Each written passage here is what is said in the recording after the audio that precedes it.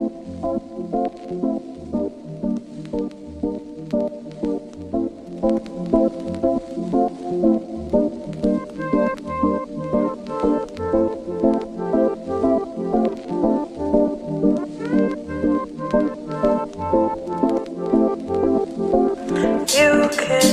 have all that you wanted, darling. Know the world is yours. I've been up chasing the sunset.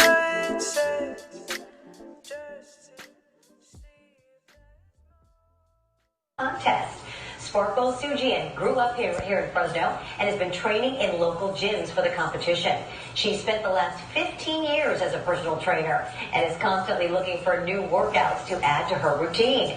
She says she hopes the community comes together, not only to support her, but also to give back to those who really need it. Whether or not I win or lose, I at least got in shape to do this, so that was really cool. And also, every vote that goes for me is $1 to Wounded Warriors. So I'm helping donate to a great cause. The winner of the contest gets to be on the cover of Ms. Health and Fitness magazine, along with $20,000. If Soojian wins, she says she plans to give a huge chunk of those winnings back to the community. Welcome to the Sparkle Show. With us, we have Alice. Alice Bradley, what have you been up to? Hello, and thank you so much for having me on your show. It's been, what, 3 months? What have I been up to during COVID-19? So much.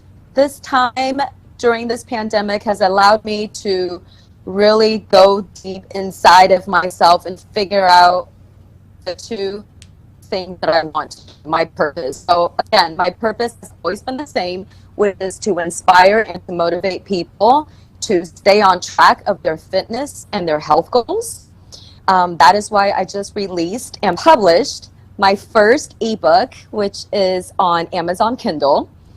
And my second project is still growing my AB activewear, which I started with, you know, my sports bra. Today I'm my pink color.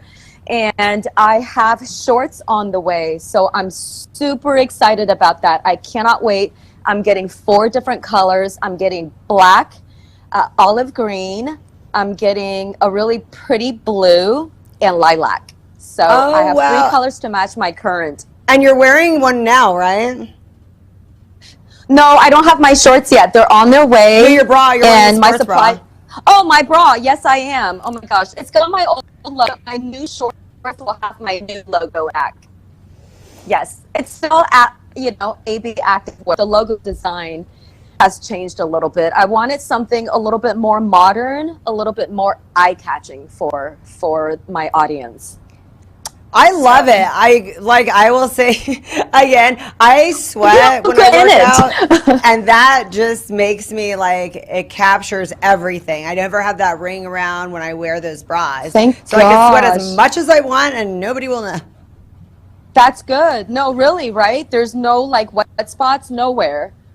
Perfect. I'm so happy to hear that. How did you create this? Now that I'm wearing it, I see how good it is. Like, are you a scientist? How did you create it so good? Well, it's because I know nylon and spandex. I mean, you know those two fabrics, even though they're not like cashmere or like the most high quality, expensive kind of fabric, but nylon and spandex, when you put them together, it's the type of fabric that tightens your body and holds it together. That's why when we work out, you know, we're keeping our bust right there in form. They're not bouncing up and down. And that's the fabric that actually, you know, kind of absorbs sweat. Instead of, if this was cotton, you would definitely be seeing sweat marks everywhere.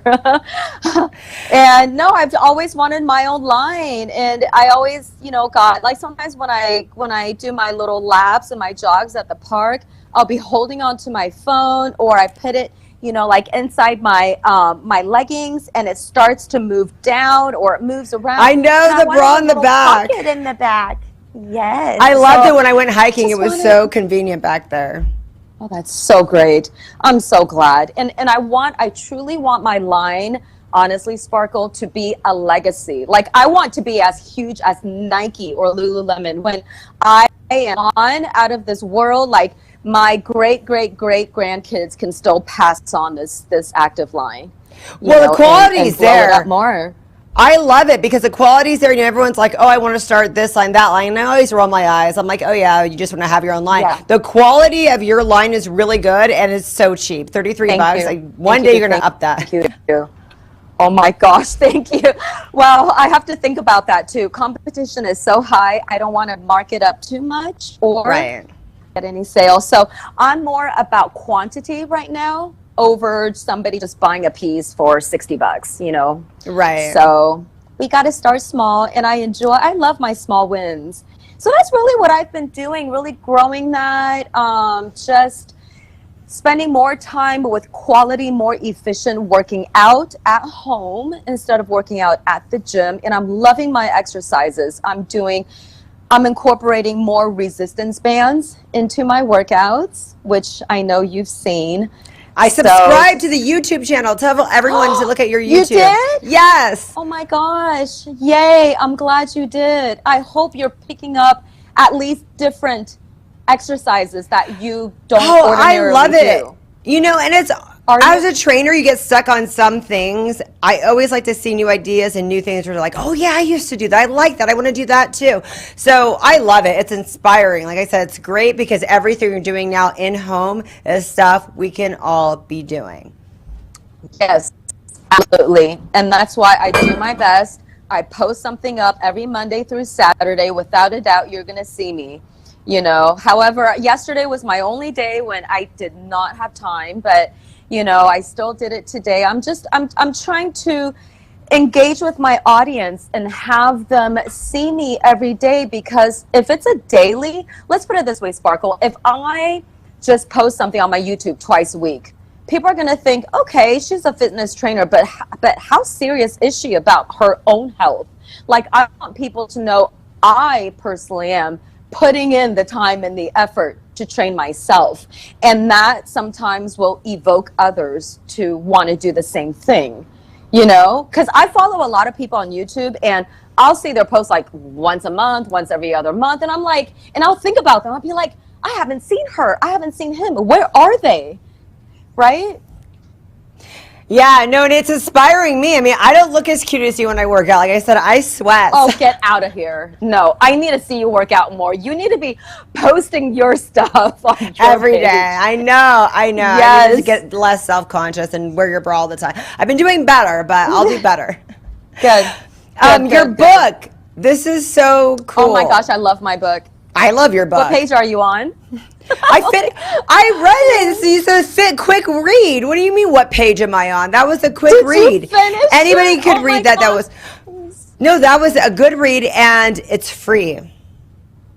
Yes. So please tell me what you learned from it. I mean, I want to get some feedback from you. Oh gosh, to be perfectly honest, it's about the meal plans and the measuring, the portion control, everything about it. Because like I said, I love exercising when it comes to like meals, because I watch the meals that you prepare and they're very good, and you eat a lot.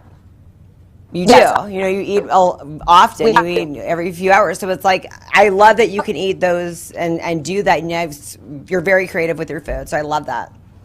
Good. No, I'm glad. That was the meal plan was what I added. And I just think it's so important. It's helpful, I think, to have my nutritional tips, right? But a lot of people don't know what to buy when they go to the grocery store. So that's why I had my 5 meal plans. And people don't have to abide to it and be so strict, but that way they have a variety. Okay, I can do turkey breast Monday, I can do ground chicken, I can do fish, and then I can incorporate this kind of, good carbs, complex carbs, and go with that. So I'm glad. Diet nutrition now is huge. There's so many companies that meal prep, especially for vegetarians, right? And people who are vegan. I'm not vegan because I love meat. But, I did want to emphasize more on the nutrition, not so much like, okay, everybody works out. Okay, what else is there? Right.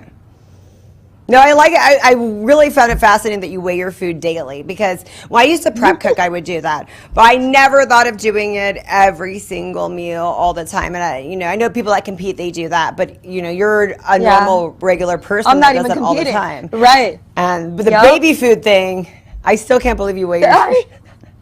I used to weigh my daughter's food when she was a baby. See, the thing is, like, to me, everything has to become a habit in your life. You're so right. even though it's funny, like you said, even though I'm not stepping on stage, I'm not competing for anything, but if I continue on this path of a good routine, it just becomes it's part of my life. And why not? So it's just adding more good habits into my life. That's all it is. No, and it's great. It's such great knowledge. It's such great information because you look amazing. Really? You think so? Did you ever have a fat phase? Thank you. I've never been fat, ever. I mean, I hate using that word, but even when you were I've pregnant, never you didn't been have that phase, overweight. Oh my gosh, when I was pregnant, that was the only time when I got over 110 pounds. Because listen, I've always wanted to donate blood because I think it's great to be, and I'm a type O, so my blood is the most, I think, usable or the most wanted, right? Blood type O. And the unfortunate part is, even COVID-19, I really, really wanted to donate. But you have to be at least 110 pounds to donate blood. So when I was pregnant, I did donate blood a lot because when I was pregnant, that was the only time I got up to 135 or something. I didn't gain a lot. I didn't. And you lost it really quickly, huh? No, you know what? It took me some time, to be honest. I wasn't like one of these people you thought, I'm sure you got back in shape after 3 months. I didn't breastfeed my daughter. So when you don't breastfeed, you lose a little bit slower. Yeah, I've heard that. So I was able to get in my normal pair of jeans the 7th month after I gave birth to her. And a lot of girls were wearing their jeans like 3 months later when they were breastfeeding. Did you work out during your entire pregnancy? I definitely did. I was hardcore going to Gold's Gym in Venice every single day. And I was there the second day after I was overdue. So I was huge. Like my belly was at the here. Like I was literally a bullet. You couldn't really tell I was pregnant from the back, but from the side, I'm all baby, right? And so we're all belly. So I'm like here, like trying to like run her out or walk her out on the treadmill. But no, I always highly recommend any woman who is pregnant to keep working out. Do not be doing heavy squats or heavy dumbbells, anything heavy, but light cardio, arm workouts, shoulder workouts. I don't suggest a lot of back workouts because that could, strain you. So, but no, I think it's really healthy and it gives you a healthier pregnancy as well. That's what I want to point out about your workouts. A lot of them are still that way with light weights. You want the nice, long, lean muscles. Oh, stretching. That was another big part I took from your book. Yes. I'm not a good stretcher either. Oh, good. And you have the body a lot of women want to have, but a lot of women in fitness, are bulking up. They're using, you know what I'm saying? They're using heavy weights and everything. And so you're really important for what a typical woman, the body that they want. And so all your workouts are for those long, lean muscles. Yes. No, you're so right, Sparkle, because I am one of those women that don't want, like, if I'm flexing, I don't want to be huge, or I don't want my traps to be too widened or any of that, because we're females and we still want that beautiful female physique, yet we just want to be defined and toned. Right. So my workouts with light weights and resistance bands, it's more body weight than anything. So it's higher reps and lower in weight. That's how I'm keeping my definition, not bulking up, per se. And you've always been like that, or was there a time that you were using the heavy weights? Oh gosh, never. I just couldn't do it. I mean, I don't even like training heavy. That's not part of me. Because I know some girls do. I just, and I don't want to be injured. I mean, at my age, recuperation is just slower the older you get. So at this point of my life, I'm preventing injuries by just going light and just training according to my body and how I feel and how I look. That's all it is.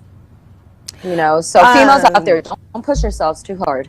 One thing I wanted to ask you is about men. How do you train men, and what are some of your advice? How do I train men? Yes, that actually, to be honest, I've only trained one man, like throughout all I am a female trainer, and I tell everybody my focus is only females. The one man I did train, it didn't last long. I'm just being honest. And the reason why I prefer to train women is because I don't have the strength to lift heavy dumbbells if they're trying to do chest presses or if they're trying to squat hundreds. So I prefer not to. I hope that answered your question. But a lot of your advice really can go either way. Like in your book, a lot of the nutritional advice can go for men, and a lot of your core, because core is something a lot of men, you know, those heavy bodybuilders. Yeah, sure. They're not doing do enough the beer core. drinkers and the bar hoppers. No, they're not.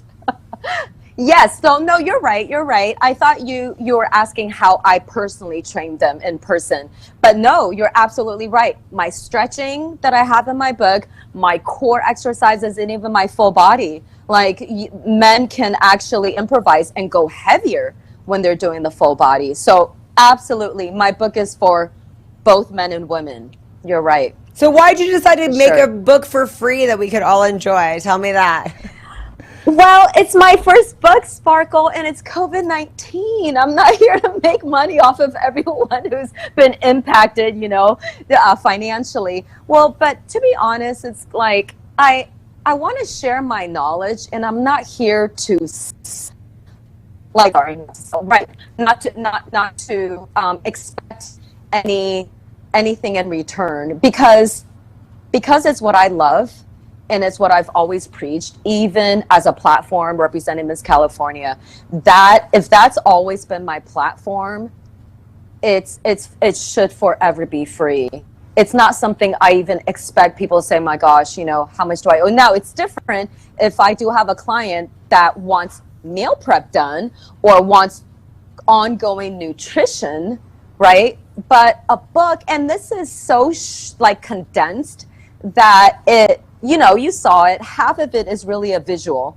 It's more of a picture book. I tell everybody, half of it is photos. You can read it in 15 minutes. I'm sure it took you no time, right? But and that's good, because people need that. I mean, not to say, Nobody has you know, a time lot of these people are days. visual learners. Yes, absolutely. And a lot of people now, I mean, we're so ADD, we're multitasking, we have so much going. I'm not going to write a 100-pager. Like for my first book. So I wanted to make it really short, really easy, where I'm hitting all my key points of all the important parts of the overall health and fitness and wellness. And you saw the ending, right? I even had my affirmations and my list of positive guidance, because that is crucial. Having a positive mindset impacts your body and everything. Do you think that's why a lot of people get overweight, because of thinking negatively or self-doubt? A lot of people are overweight because they binge eat. When they are sad, when they're depressed, when they don't know how to control their emotions, that's when they're hitting a tub of ice cream or eating a box of chocolate chips. So if you're able to train your mind to always ease it when you're stressed, like when my friends are stressed, this is what I tell them. And we all multitask, right? Not everybody just has one duty to do all day. Right. So if you have 8 things that you're currently trying to accomplish right now, and they're also stressful, this is where I've always told my friends, walk away from that one stress for 1 minute, take a breath inside, and before you get back to that agenda that you were doing, you have to think to yourself how you're going to tackle it. So instead of sitting there and being miserable and being stressed with that same issue, it's just going to keep spiraling down. Like that issue is going to get worse or you stress. So you just have to walk away for a minute, breathe, and then before you come back to that problem, think about how you're going to attack it. So that's how I do it. Like, to me, training my mind is actually much harder than training your body. I agree. Right. I definitely agree. Exactly. So the people who do have problems is because they're sad and they're depressed and they don't know. And there are overweight people, I'm telling you, 80% is because they binge eat, or they're bored, they're watching TV at night, right? And they're eating microwavable popcorn and or drinking that beer or a bottle of wine, you know, with their boyfriends, girlfriends, husbands, or whoever, or gosh, even drinking alone during COVID-19. Well, that's what I like about your book a lot, and I love your exercises particularly because, you know, the biggest excuse now is that gyms aren't open, how we're going to stay in shape, and everything you do has been an out-of-gym experience, and there's really no excuse not to do them. Not only them, because people have used the mad excuse with me, you can do a lot of these exercises on your bed. For sure, for sure. Actually, that should have been that should have been the cover of my book, No Excuses. I love that because now you're preaching to me. No, it's absolutely true, Sparkle. Maybe I should have put No Gym, No Excuses as my title. Well, it's great. I mean, and that you could do it on your bed because, you know, I hear about the nomad. I hear that I don't have space. I'm sure you've heard it all too. And so it's like everything that you do, you could really do on your bed. And if you just have a very small spot on your bed, you could be sweating and dying and torturous exercise. You really can. Anywhere. My place is not big, but I find this tiny little spot where I film in the same location every single day. Right. I mean, once in a while, in a blue moon, I'll take it to the park, but I run at the park, so I can't really like film while I'm like, you know, huffing and puffing. Yeah. So where can we all get your book? We gotta tell everyone where to get them online. Oh gosh, it's tinyurl.alice ebook. I mean, we'll have it up there. We'll have it on the screen. Yeah, you're gonna have it up there. I'm like, I'm pretty your sure book. We're gonna have your book and your bra and shorts. So your bras are $33. How much are the shorts gonna be? You know what? They're actually 36. The shorts will be the same, 36. I don't know. I just give you a friend's discount. That's why I know I give you a very friendly discount. No, but that's perfect. No, that's really cheap. I mean, that's still a good price. No, that's ridiculously cheap. So $36, so the shorts are going to be about the same. That's cool. You can get a nice, cute little new outfit. Exactly the same. Yes. Are your shorts going to be the same material? Because like I said, the bras have worked out for me with how much I sweat. What are the shorts going to be? Yep. Shorts, you're going to be so happy. They're going to be the same fabric, nylon and spandex. And the most awesome part that I personally love is it's got the scrunch bum design in the back, so it actually accentuates the behind, which I personally need. So I intentionally made my line that way because I like to accentuate the butt. And I'm sure all ladies out there like it. Nice. Are they really short? Are they short shorts or they're a little bit on the longer side? They're not biker shorts. They're pretty short. I mean, it covers everything. But they stay in place because they're nylon in. Oh my gosh. And it's not even that, Sparkle. Aren't we all home now? So it doesn't matter how short they are. They could be see-through. But I didn't want to make it see-through, of course. No, I have to be doing all these exercises on my stories on Instagram every day now to be like to catch up with you. So you do. So they need to be appropriate for me to so I can wear them every day. Yes, I mean they are a little bit high rise, just like you know how that's the trend now. But they're definitely short. Yes. What are the sizes going to be? Your ordinary. I'm just starting off with small, medium, and large for now.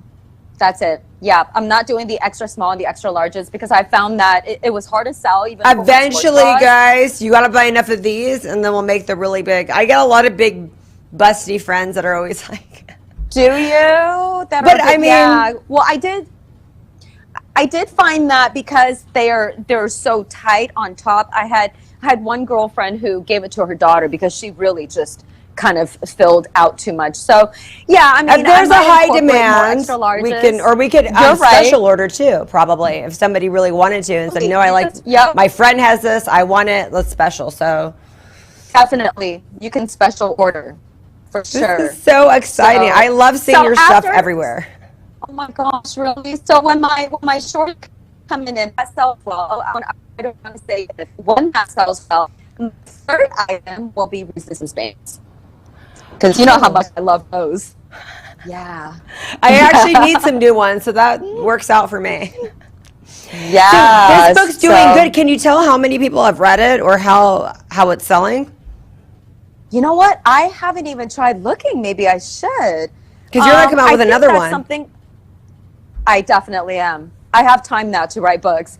I have to write another book for sure. I just have to figure out how to connect my second book with this one. And I'm you want sure feedback. It's going to somewhat correlate. I do want feedback. On If you Instagram, can give me guys. a review. Yes, please. Or even on the book. And just so you know, even though it's hard for me to tell your audience and my audience like the actual link, but if anybody has Amazon Kindle, which 95% of us do, all you have to do is just look up Get Fit, Get Active, Get Healthy. The title of my book, and I'll pop right up. That's a great title. You don't need my gym no excuses. I like that. Come on now. Come on. Get fit, get active, get healthy. It's the best. And besides following her on IG and YouTube for the advice on fitness, just your inspiration, your quotes, you're always so positive. So we all need to follow you for that. I love being positive. I love being happy. You know, I'm human. I'm sensitive. I have my ups and downs, my sad days, but I try to live life appreciating all the good. You know what I mean? Instead of fixating on what I don't have or what I want, it's like, what do I have? You know, you have to turn it around. So the cup is half full. Oh, Sparkle, but I'm sure you do the same. I really am. I can people see like you that it. inspire You glow me. all the That's time. not my go-to all the time. You keep you're me glowing. focused. If your face is glowing and you look happy and you exude that, I can feel it. That means you are a happy person. You can't fake happiness. That is You just can't. You know what I mean? Like, we can see it. Thank you so much, Alice. We're going to follow you. I encourage everyone, get a free book, and buy a $36 bra. Come on, guys. Thank you, Sparkle. I Thank love you, being Alice. on your show. I love you, girl. I'll see you soon. Love you too. Enjoy the rest of your day. Be healthy.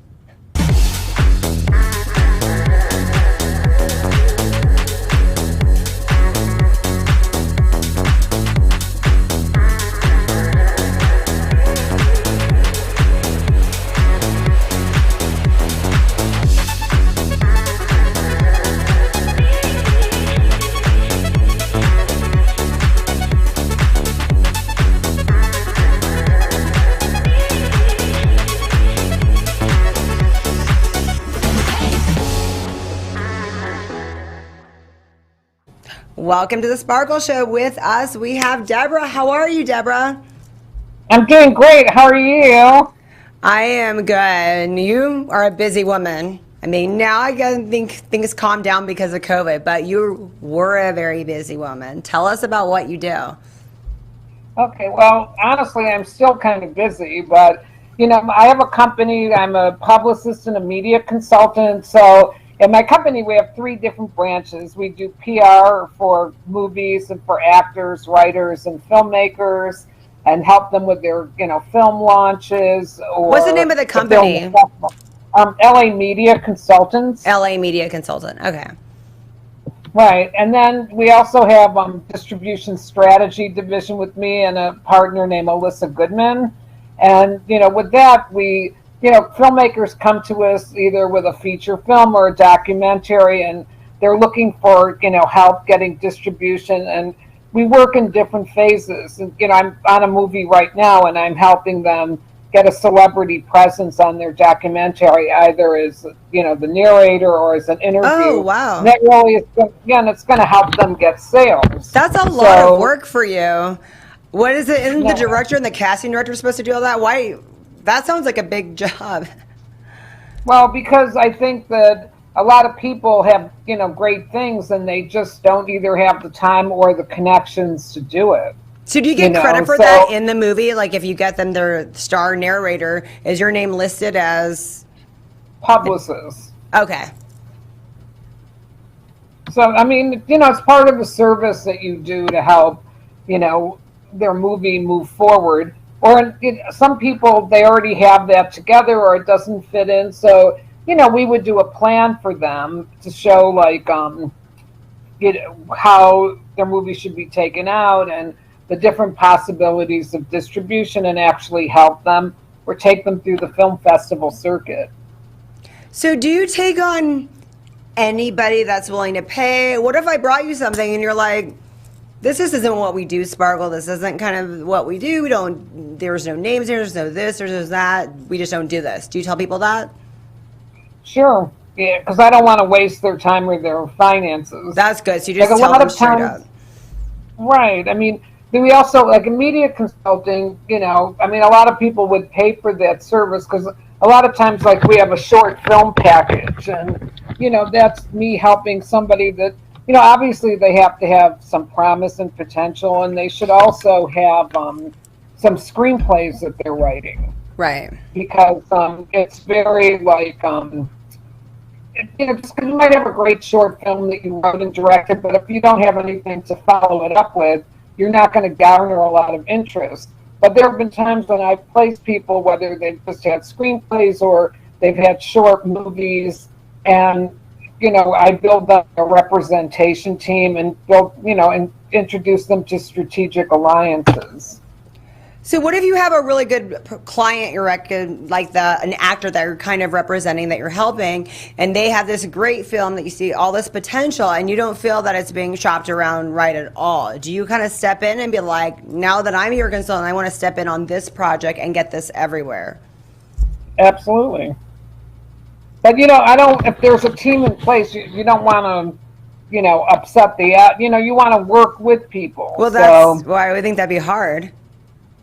Yeah, I mean, it isn't, but from years, I started out as an executive and had studio situations and development jobs for production companies, and you meet all kinds of people, whether you're working for them, whether you're pitching to them, or whether they come in to work with, and they try and sell you projects. So I think that, 90% of the job is just managing people.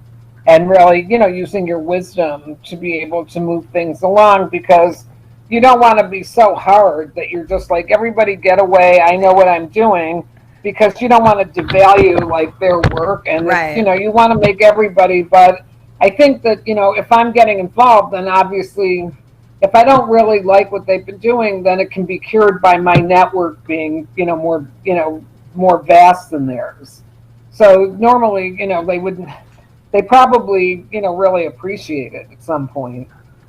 So you worked for a big company, and then now you're on your own. Tell us about that process, because being a female in Hollywood, how do you go from working for the big studios and now you're like, no, I'm going to do my own thing and we're going to open up my own consulting firm? Tell us that story. I know it's going to be interesting.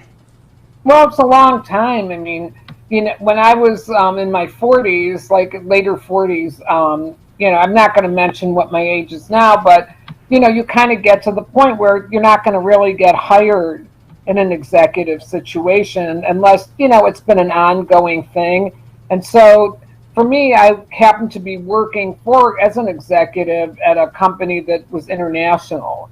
It wasn't like, my trajectory from my days at Fox as a youngster to, working for different companies in the 1990s towards 2000, I ended up working for a Japanese media company. Wow. And it was very, it was a different kind of experience because it combined everything I had done. Like, I was going to film festivals, I was going to film markets, I was buying and acquiring projects, I was producing a celebrity talk show for Japan and Korea.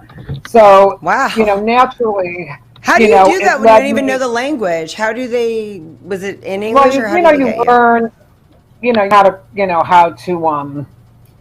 how to communicate with people. I know a little bit of Japanese, like mush mush, like sayonara,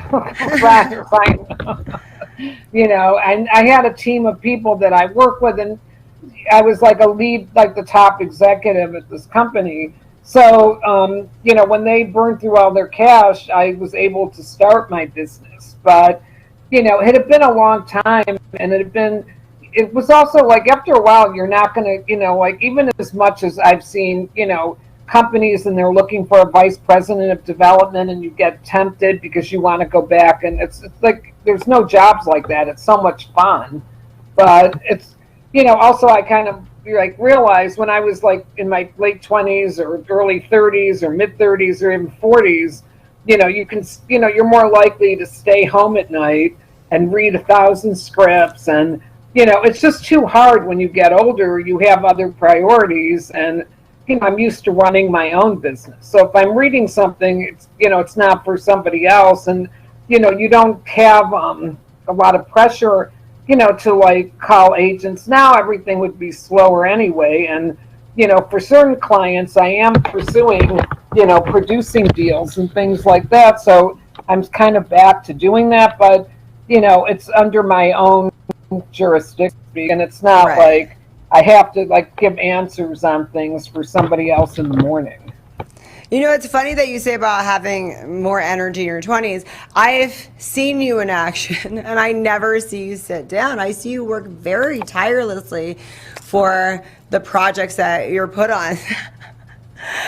And that's true. How does that work out? You just, when all these film festivals, you just go, you charge through, you're just go, go, go, go.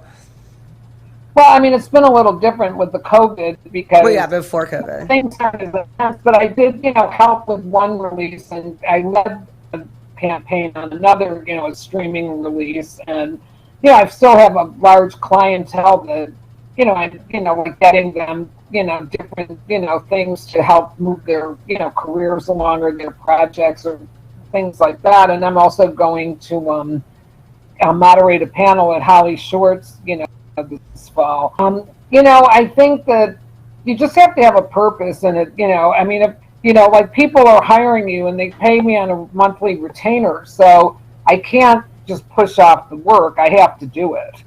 So, I mean, and, fortunately, I mean, every day now it's not as much pressure because it seems with the COVID that it's like endless summer, but I still like have my lists and I do the things I need to do every day to like really move things further along. And then, you get, it is what it is. When I was younger, it was just different because, I had to meet a lot of people all the time. I had to be very current with, what agents were taking out, who their clients were. And now it's just more of a selective thing because I'm not reporting to somebody else. I'm just using it for things that I'm involved with. That's funny you mentioned that. How is it being current? Because when you started, everything was so much different than now. We used to do the tape auditions, everything. Now, a lot of things are live. We're doing auditions like this, where you have to become really savvy on social media. Is there a lot to learn? And how do you learn it? How do you chase it and always stay current? Because you have it. And how do you do it?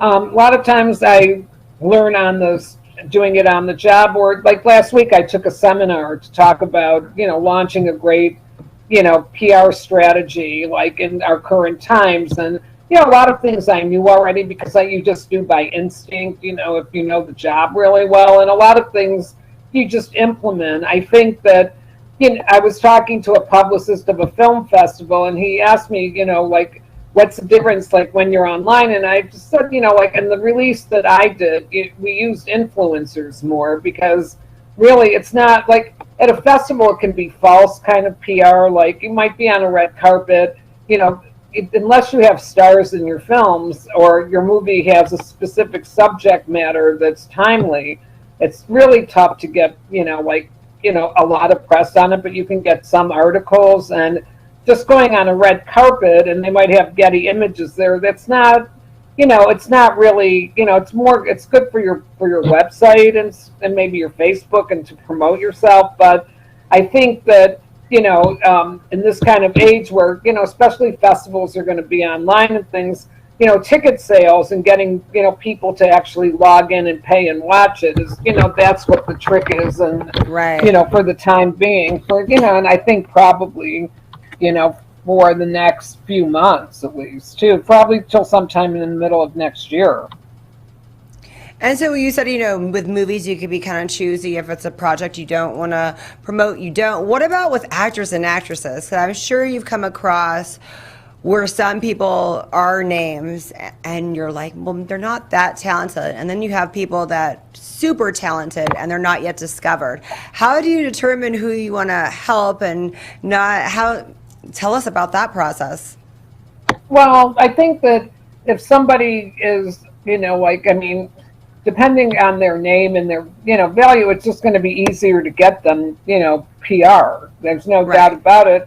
But if somebody's young, like I do have a young client now, and she's very, she's explosively talented. And really, at the end of last year, I had a plethora of agents and managers that were interested in taking her on. Nice. So, but when you see somebody that's unique like that and really special and different, it's easy to, you do that out of your heart.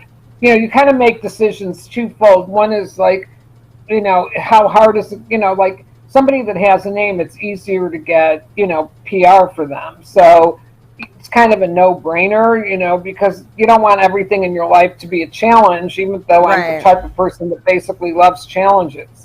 The other thing is, if you're doing something with your heart because you really believe in a person, well, that's another, that's something that's not going to be hard for you. You're going to feel like, I really am happy to do this. And you seem all over the map, which is all the people that you've been involved with, because you had that ag show with that man that passed away. That was very sad. Then you have a psychic that you're representing. How do you find all these people and they come to you? Because this isn't just all Hollywood stuff you do. You do shows, like I said, about agriculture. You do shows about the psychic. You do shows for regular people and celebrities. How are you all over the map like that? Word of mouth. Rarely do I ever advertise. Like the psychic, I knew because when I had a pet that passed away in 2007, and I happened to hire her to do a medium type of reading, and she just reached out to me. We kept in touch over the years, and when she had this book coming out, and I was happy to do it. Ray Ocanto, who, the gentleman that passed away, I was referred to by, Jennifer Tadlock. And it's really the same job. You just have to get with the players. And I felt like I did really well for him up in Fresno. He got some great, magazine articles. He was a really sweet guy. It's upsetting that, that he passed away. With other people, my clients tend to be really happy, so they refer other clients to me, or they come back. So I know you're like the mother bear. You're always doing everything. But what I found fascinating too, being at that one film festival with you were making sure everybody had everything they needed. Like the actors had their drink tickets, their people had their VIP passes. It just seemed very above and beyond. I'm like, what does this woman do? She does everything. So it was hard to narrow down the job description because you do it all. Right. Well, I think a good publicist should do that and make it easy for the people to get on the carpet and get to their screening. That's normally that's what you do. So, but there's, a lot of things that, it's one of those jobs that it's an intangible, element to anything. So, some people, they don't understand what a PR person does, but they do so much to help people, even with getting them into festivals and talking them up and introducing them to, people they could work with at the festival. Even if in the old days, that's what we have to say now, but a lot of times I would show up at a party, after a networking event at a festival, and I would take a client and introduce them to several people that they might want to be in business with. It's just invaluable to navigate the industry. If you have, people that have experience, that have a large, reservoir of contacts and a great Rolodex, and it's really important to really understand what might help your client. Like me taking a new writer and introducing them to a studio head, it's not really going to help them that much, because that person might say, well, keep in touch or something, or good luck. But introducing to somebody that might be like a junior executive at a production company or a newer agent looking to build their clients, that's really going to help. Or, you know, somebody that's starting out their own management company and is looking, you know, for talented people. And that's how you have a good reputation. You don't waste people's time. You're like, I see you with this person, I see you with this person. You're not quite yet ready for that one. Right. You know, I don't want to waste the contact's time, nor do I want to waste the client's time. Well, and it's also your reputation. Now, when you bring people to someone, they're like, oh, Deborah knows what she's doing because she was right about this, but she's always pretty right about what it's reputation, right? Right, absolutely. And how did you build it? Cool. You're from the East Coast, right? Exactly, but I've been out here since 1984. So you might not have even been born then. Now you're getting to my so but you might have, I don't know. But when you started in movies, how did you know this was the direction you wanted to go? Were you in other jobs before you're like, this is where I see myself? Were you acting? Were you a model? Were you doing all this stuff? And they're like, no, I want to be behind the scenes. I want to be the person that makes things happen. Right. Well, I moved to New York, and you know, I worked in the office of Lionel Hampton, who was a famous jazz musician, and he was like a dad to me. And I was a little bit, you know, more of a kind of a fun party girl, and I just, you know, I wanted to like a little bit, you know, and I did the first, you know, I was trying to be an actress. I did the first, you know, this was like in the early 1980s, maybe late 1970s, so. They started this thing called tight jean commercials, and I did the first one. I wish we had a clip of that right now. I would give anything to see that. I would too. I don't know where that person was that shot it. Like this was like maybe 1978 or 1979. And then, you know, eventually I wanted to live in California because in those days they didn't really have much of a film business in New York, and I really didn't see myself as an actress after all. I mean, I'm not good at dealing with not getting hired at parts, and I felt like I was better behind the scenes. I mean, I've heard that story a lot when people end up behind. You have more power too. Yeah, I mean, like, it was funny because when I moved out here, I went to some screening, and there were some girls that I saw that acted in films that I saw, and they were sort of like people were being paid to most like the people that have studio jobs. I thought, well, that's what I want to do then, because you know, I'd rather be, you know, a person wielding power than, you know, begging for work. So I totally. I mean, it's really, and it's also some people, like there's some actors that, you know, they just click with the business, you know, and they don't. I mean, they sort of like walk into it, and that's really great. I mean, it's a phenomenal thing. But for other, you know, like, but I never found that an easy thing for me. So, you know, like my path was really to just, you know, to go behind the scenes and develop projects and have more of a normal life rather than, you know, waiting and, Deborah, know, like, ever meet people like you, somebody trying to act, and then you're like, you know what? You're really good at this. Why don't you do what I am doing? Why don't you become an agent? Do you ever try to direct people? Yeah, I do, and then a lot of them say, "Well, I don't want to." So. Yeah, because I think you have an eye for talent of different things, right? But I think that you know, if that's their dream and that's what they really want, you know, then I really feel like that's what they should do. So, I mean, and you know, and a lot of times I've been wrong, and a lot of times I've been right, but still, I mean, it's, you know, like somebody really needs to, I mean, if that's what their dream is and that's the only way they want to live, then that's what they should do. Do people ever ask you to act now? Because I feel like you'd fit a lot of character descriptions. And if someone had people are like, Deborah, we need you in this, and you're like, I don't act anymore. Does that happen ever?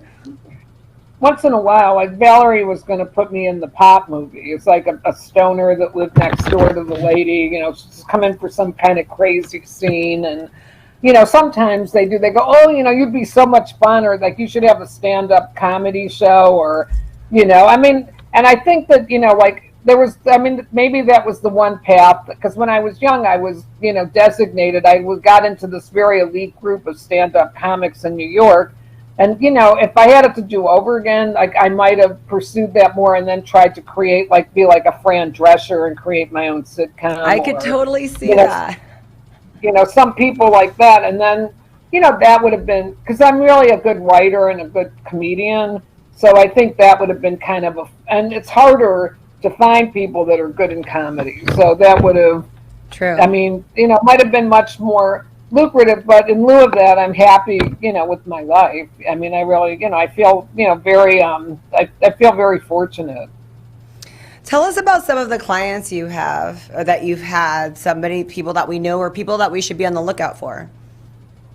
Well, I represent a lot of anime companies like TMS Entertainment and 11 Arts. And, with those companies I've launched, have done Oscar campaigns for animated films and, some great TV shows and things like that. Like I represented a movie called Haji. Ross Marquand from The Walking Dead was the executive producer, and we got on the Sam Rubin show, so that was really a lot of fun. Just like a lot of different writers, like Warren Lewis, who wrote the movie Black Rain, or just the documentary, the Free Willy documentary, and we did a great run with that. And there's just so many, it becomes so vast and so many different things. I have another client, Kevin Soling, who movie The War on Kids. We had a lot of different TV deals, and he was on a lot of national shows, promoting his film. And like in different, like Valerie's movies, Dirty Bomb. So a lot of different things like that. I have a writer, Kate Poirot, who she is now highly representative, and she's working on OWN and a lot of different networks. So I mean, it's just there's a lot of people that come in and come out over the years. Is there any career you that, can go on my that website you launched? and then Oh yeah, I saw this. Do you feel like you're responsible for launching anyone's career? Well, definitely Kay's career for sure. I mean, and she's a particular writer. Another director, Joaquin Palma, who's had a lot of work on Hulu shows. I mean, I helped a lot with his different career. I would say this young woman, Connor Ward, a lot of interest. She's like building up a new repertoire and stuff. So I would say definitely her. I think a lot of different film, like Katie McLean, another client. She was a soap opera star, and we just launched her with a new management company, and she's got a lot of different films that are going through the film festival circuit, and her documentary about women directors is going to be on PBS. Oh, nice. But she was a star of like All My Children, As the World Turns. She's won a lot of Emmy Awards, both as a director and an actress. So your website, is this where you tell everyone to go to when they see what you're about and what you're doing? Or are you constantly updating your website? Right, absolutely. Absolutely. So, and that, as things come in, we just keep doing more. So, a lot of different times, we've taken different films and, we, like in that division, we've placed them. And, a lot of times, like, people are working towards getting, represented stuff too. What are you most proud of in your career?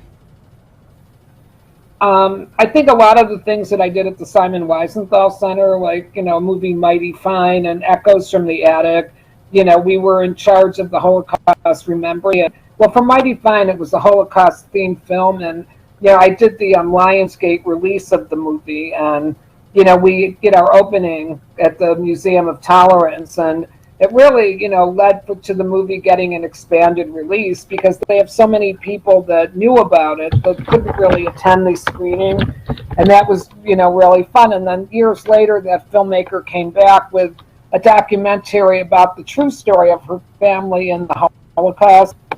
And, it was amazing. On the opening day of Holocaust Remembrance Day there, they were part of the festivities and the ceremonies. And then that night we screened the movie, and the thing was oversold. I mean, I had friends that came that had tickets that had to leave. I had, Oh. the guy that's the head of, the Polish embassy. He's their artistic, diplomat. He was there and was introduced at the screening, and we did a great Q&A afterwards and had a great reception.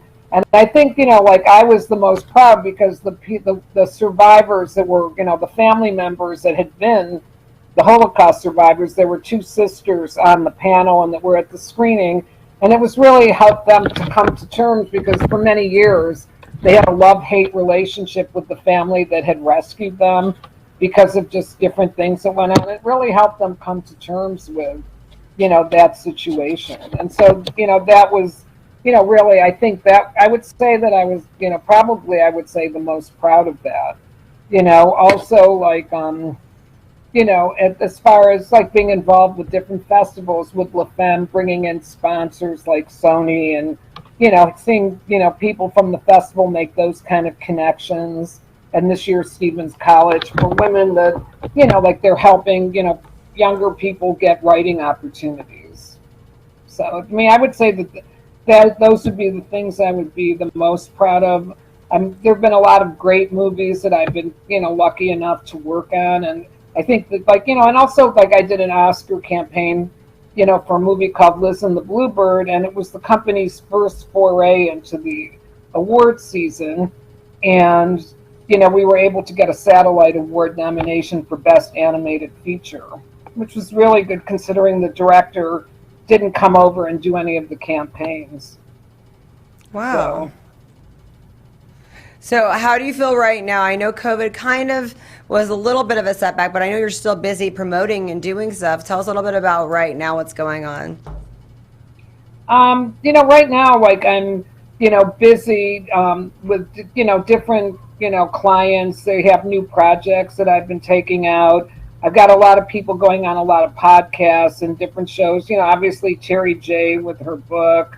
Kevin Soling is finishing a Beatle documentary, and so we're getting that ready to take out to sell. And there's another documentary that I've been very involved with about the Gibbon Conservatory in Santa Clarita. And Jane Goodall, the animal activist, is, she's now in the feature version of that. Nice. So we're getting ready to take that out into the marketplace. But a year ago, for the short version, it was actually July 20th last year. I put together a fundraising event for them, and we did it at the LA Film School, and we actually had we had a sold out audience for that too, and really very successful. So, I'm working on kind of the part 2 of that right now, and and then I have another client that just got invited to join the Academy. She's a documentarian and a short filmmaker, so we're going to do a campaign. There's another movie that I'm involved with, Jasir, that Lorraine Bracco just came on to, be one of the stars of. So, from The Sopranos. So that's going to shoot in Tennessee, like later this year. So, I'm doing, a lot of releases for that and from other, independent type of movies. And, Pulling to Paradise, another film I worked on that, that has, great cast with Jonathan Lipnicki and, a lot of these younger actors. And they just finished, and so they're going to start, going into they have a salesperson, but we're going to do a couple festivals too. So, You never take a break or a breath. Well, I do, but like this morning I went out running, so that's to me a break. That's good. Well, you're very inspiring. Your career, your work ethic, I love it, Deborah. We got to keep up with you. So your website, we will all go to. What's your website again? WWLA Media Consultants, that's plural.net. Okay. So. Thank you so much, Deborah. And if you just Google Deborah Gillel's LA Media Consultants, the website will come right up. And thank you, sweetie. I really appreciate it.